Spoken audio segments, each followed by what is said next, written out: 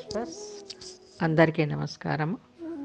మనము జీవిత ధ్యేయం బుక్ నుంచి రోజు కొద్దిగా తెలుసుకుంటున్నాం కదా. ఈరోజు మరికొద్దిగా తెలుసుకుందాం. ముందుగా బ్రహ్మర్షి పితామహ దంపతులకు నమస్సుమాంజలు.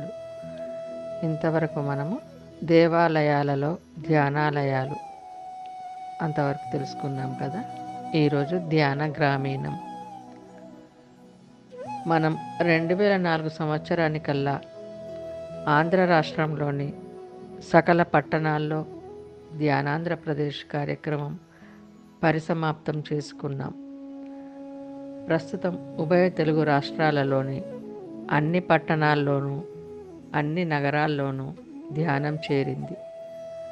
ప్రస్తుతం 2 రాష్ట్రాల్లోని ముఖ్య పట్టణాల్లో నగరాల్లో ధ్యానం గురించి తెలియని వారు లేరు. సకల పట్టణాల్లో నగరాల్లో పిరమిడ్ ధ్యాన కేంద్రాలు అనేకం స్థాపించబడ్డాయి. వేలాది మంది పిరమిడ్ ధ్యాన బోధకులు, పిరమిడ్ మాస్టర్స్ విశేషంగా పరిణతి చెందారు. అన్ని గ్రామాలలో ధ్యాన సాధన. కానీ కుగ్రామాల్లో ఇప్పటికీ అందరూ ఆధ్యాత్మికత అంటే విగ్రహ పూజ అనుకుంటున్నారు. కానీ ఆధ్యాత్మికత అంటే ఆత్మానుభవం కోసం ఏకాంతంగాను సామూహికంగాను దీక్షతో కూడి చేయవలసిన ధ్యాన సాధన అని ఇంకా తెలుసుకోకుండా ఉన్నారు.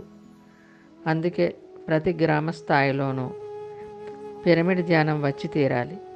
అన్ని గ్రామాల్లోనూ ఇతోధికంగా పిరమిడ్లు తప్పనిసరిగా నిర్మించబడాలి. గ్రామ ప్రజలంతా సామూహికంగా ప్రతిరోజు ధ్యానం చేసుకునే రోజులు రావాలి. ఓకే మాస్టర్స్, ఈరోజు ఇంతటితో ముగిద్దాం. తిరిగి రేపు మరికొద్దిగా తెలుసుకుందాం. అందరికీ ధన్యవాదాలు. బ్రహ్మర్షి పితామహకు నమస్కారములు. మనమందరము ధ్యానము, స్వాధ్యాయము, సజ్జన సాంగత్యము, శాకాహారము పాటిద్దాం, స్ప్రెడ్ చేద్దాం.